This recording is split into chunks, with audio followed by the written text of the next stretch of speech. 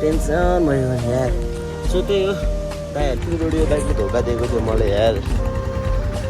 त्यही भएर म गाउँघरमा कहिले कहिले मात्रै आउँछु क्या। So hello everyone, welcome back to my new vlog with a new day. आज चाहिँ बिहान बिहानै भ्लग स्टार्ट गर्दैछ थाक्लेले र म चाहिँ मुख धुनेछु है बिहानै।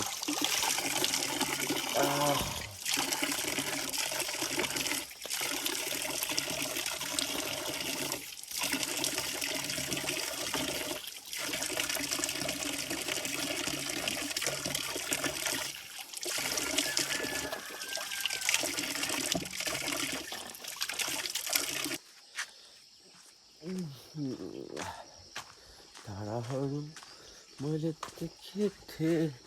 सो अब चाहिँ मैले मुख धोएँ है गाइस, अनि अब मुख पुस्छु। केले पुस्नु यार।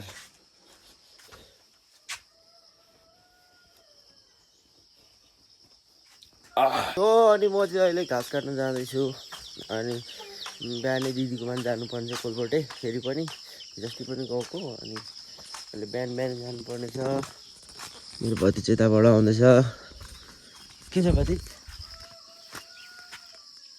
ठिकै छु मेरो काका, नाचिङ काका।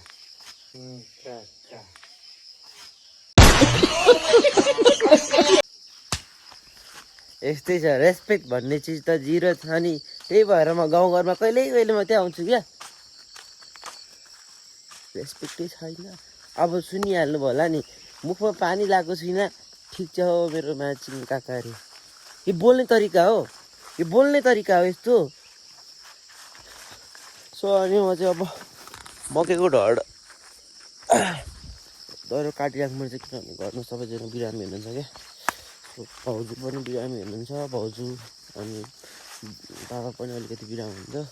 भाउजूले त हिजो हस्पिटल पनि लगेर आएको, अहिले ठिक भएन। अनि अहिले मेडिकल बोलाइएको छ, आउँदै होला मेडिकल।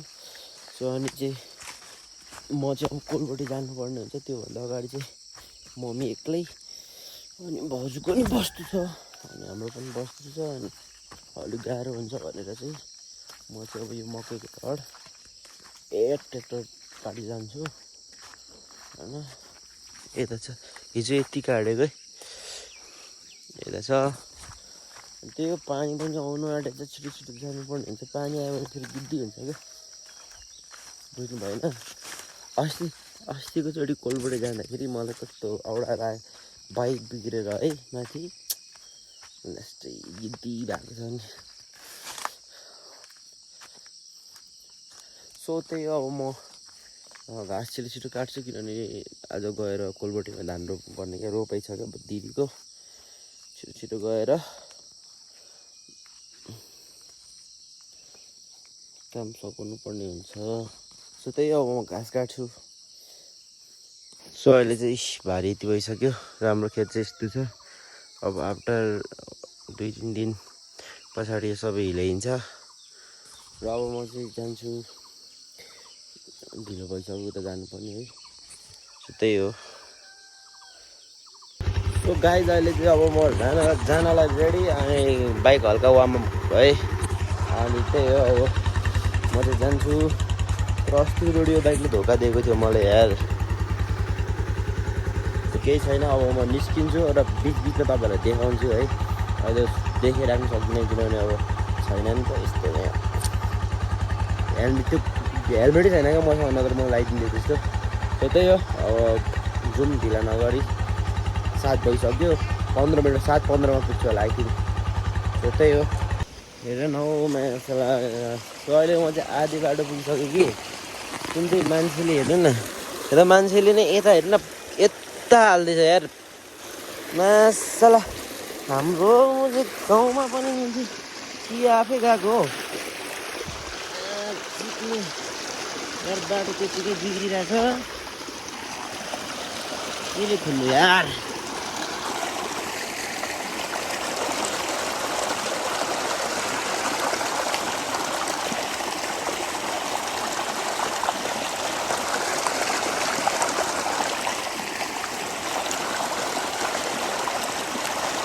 यार मजाले खेल्ने न यार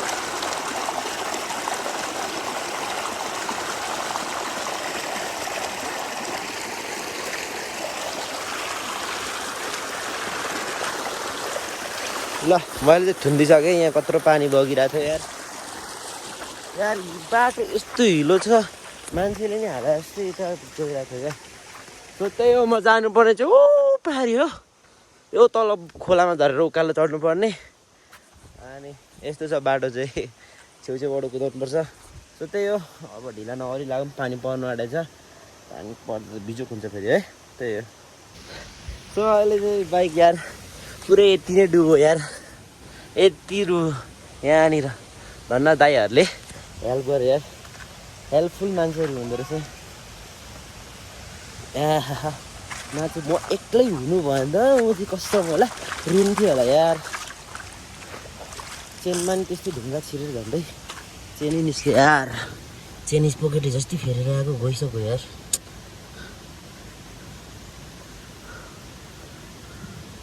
टेन्सन भयो भने यार सो त्यही हो दाइहरूले धन्नोस् हेल्प गर्यो अनि अहिले चाहिँ म एउटा खोला पार गर्दैछु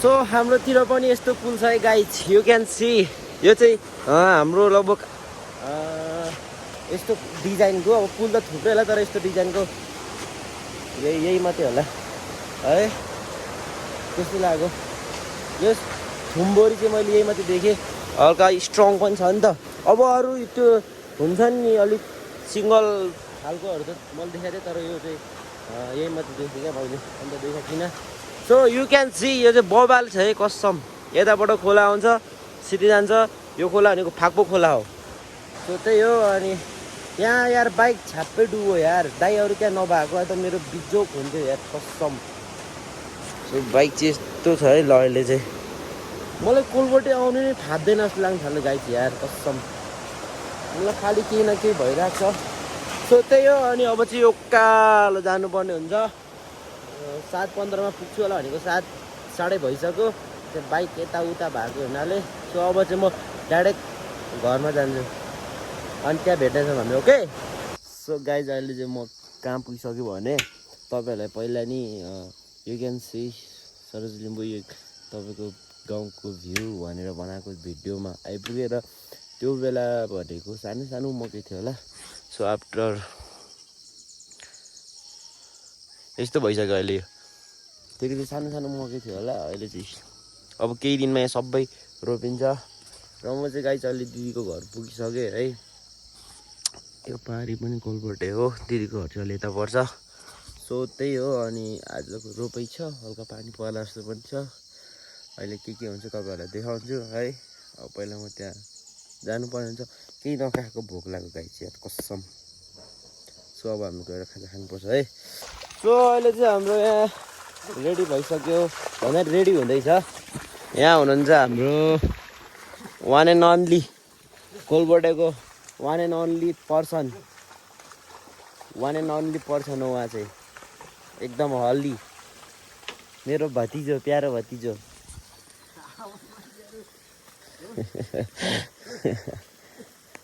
अनि हामीले चाहिँ यहाँ यति गरेर यहाँ गरेर अलिक तल थोरै छ छिटो छिटो गरेर चाहिँ म कामचोकतिरै फर्किनु पर्ने हुन्छ अब हेरौँ मैले गोरुहरूलाई कुदाउनु पर्ने हुन्छ जोत्नै सक्दैन के गर्नु यस्तै छ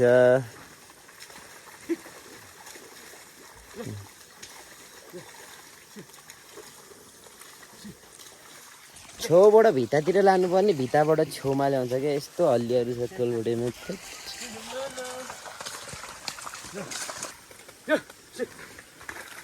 ए अस्ति हिलाउनु चाहिँ उसैले हिलाएको सबै बाँझो छोडेर छ क्या गाइज हेर्नु न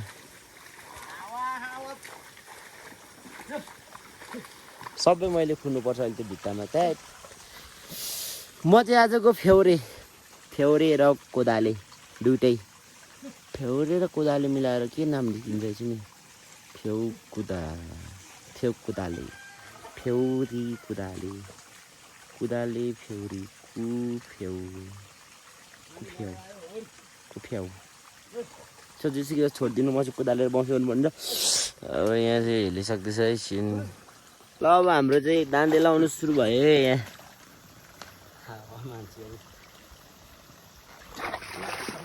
दाँदे लाउनु स्टार्ट भयो यो मान्छे भिडियोमा मात्रै ठुलो यो मान्छेको गोरुहरू भिडियोमा मात्रै ठुलो निस्केको है सानो सानो छ मान्छे पनि सानो छ दुईजना छोराछोरी छ कि तर नि पुरा केडीसँग बोले गर्छ यो मान्छे चाहिँ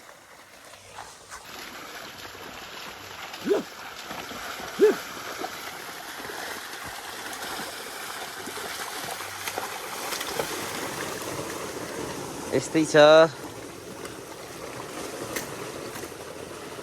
कतिको आछि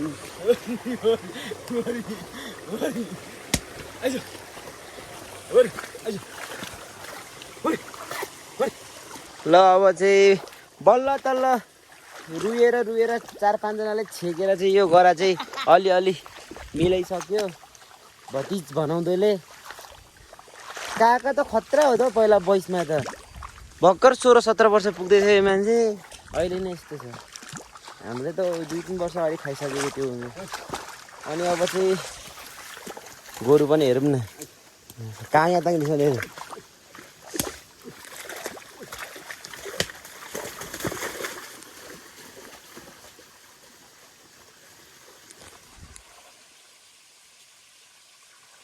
हाल दुखनाले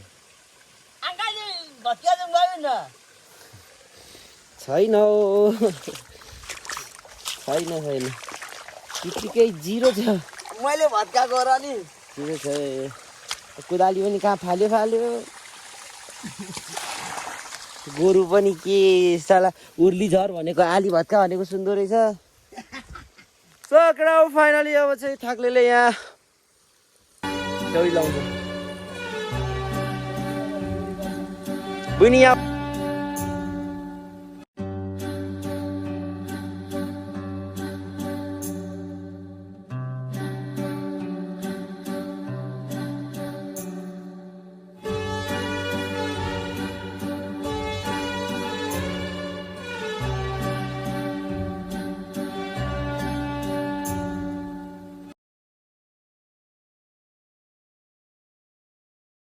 सो अहिले चाहिँ हाम्रो यो गरा सकिसक्यो र मेरो क्यामेराम्यान बहिनी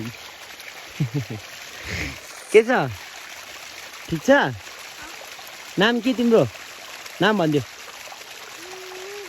तिम्रो मिमी र मिरा सो अब चाहिँ हाम्रो यो ठुलो गरा सकिसक्यो दिदीले रोप्दै हुनुहुन्छ र मैले यो गरा पनि गरिसकेँ आठा भनौँ न अब यो सकेर तल छ थोरै त्यो गरेर चाहिँ छिटो सकेर त्यो जानुपर्ने हुन्छ त्यही हो अब गोरु यहाँ सक्यो तल जान्छ अलि यहाँ आउँदैछ कता गयो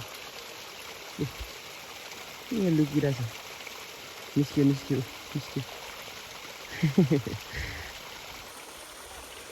सो दर्शक बिनहरू अब म चाहिँ यहाँ काँक्रा खाँदैछु ल अर्ग्यानिक हो नि यो चाहिँ फेरि अब यसलाई अर्ग्यानिकलाई धुने कुरा नि हुँदैन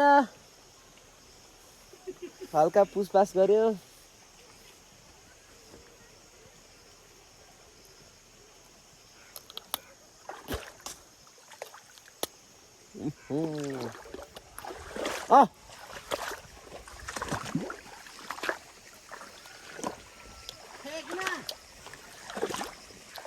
भति छ कि दिएन भने भुँडी दुख्छ क्या भरे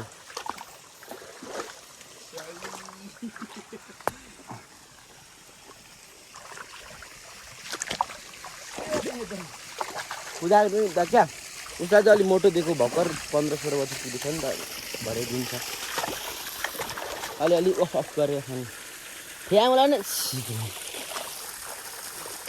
कस्तो खाइए पहिला अहिले आएर सफा बनिन्छ ज्याठ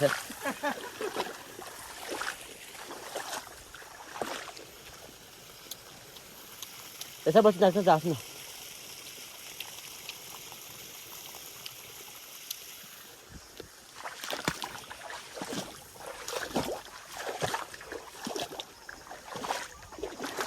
हाम्रो फ्यामिलीमा सबैभन्दा मेहनती भनेको हाम्रो जेठी दिदी हो।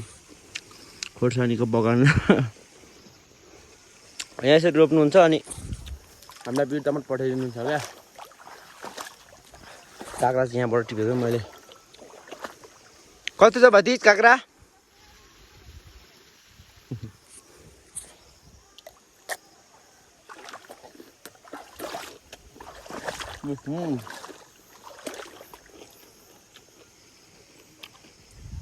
अझै हेर्दैछु म।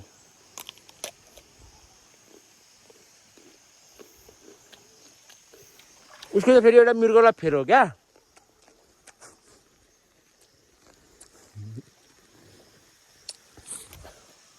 मेहनती कहाँ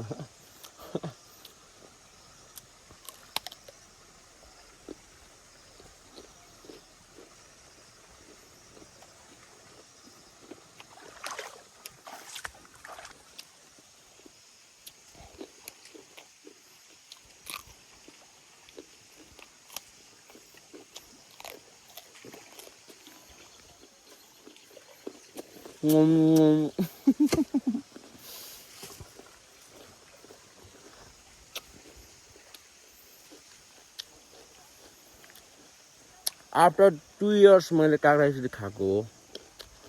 अर्ग्यानिक बुट्टामा टिपेर। तर पहिला होइन गाइज, म बिरटामोट आउनुभन्दा पहिला गाउँमा बस्दाखेरि फेभरेट हो अचारमा। म एकचोटि काँक्रा मात्रै बेसी खाएर भुँडी दुखेर हस्पिटलसम्म पुगेको छु क्या। त्यस्तो खाइदिन्थेँ म काँक्राको सिजनमा चट्ट त्यो हुन्छ काँक्रा त थाङ्ग्रा चाहिन्छ नि त। थाङ्ग्रा यस्तो बनाइदिन्थेँ कसम, मलाई यस्तो पलाएर खाइदिन्थ्यो कसम। तर अहिले खासै गाउँमा बसिँदैन, त्यही भएर त्यस्तै हो। अब चाहिँ हाम्रो सकिन आँट्यो भन्दा नि यहाँ थोरै छ। अब छिटो सक्यो भने त म आमचोक जान्छु आज। हेरौँ बैस 16-17 को बैस। मैले तारेश्वरी चाल्नुपर्ने हुन्छ। यहाँ दर्शक बिन देख्नु सक्नुहुन्छ।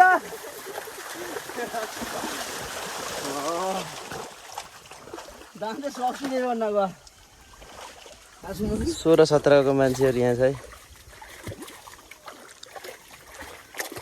16 वर्षमै बिक्यो। 15 वर्ष नि हो। 15 मा चाहिँ बुझेछ। यहाँ अर्को काँक्रा पनि छ सानो यहाँ। हजुर त्यो मान्छे ठोकिँदैन हौ। ए ठोकिँदैन सो त्यही हो। अब हामी छिटो छिटो काम गर्नुपर्ने हुन्छ। नत्र मैले तर अघि यो रुख झारेको यहाँ हेर्नु न, यस्तो रुख चढ्छु नि म त गाइज। सो त्यही हो। अब यो हान्नुपर्ने हुन्छ, भरे ढिलो हुनसक्छ फेरि। सो अहिले चाहिँ गाइज हामी सक्ने बेला थियौँ कि त्यो मान्छेले त्यो दोडी उता चौतारा चुडाएको क्या घाँटीको। अनि मैले मेरो कट्टुको इन्जर त्यो पनि ढुङ्गाले काटेर नखुस्केर एउटा केही बनाउनु जान्दैन साला।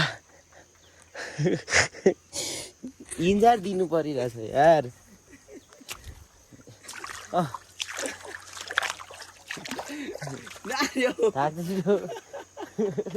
छिटो आज थिरा त पुग्यो आखिर डरो पुग्यो तिरै त्यसले के हान्छ भने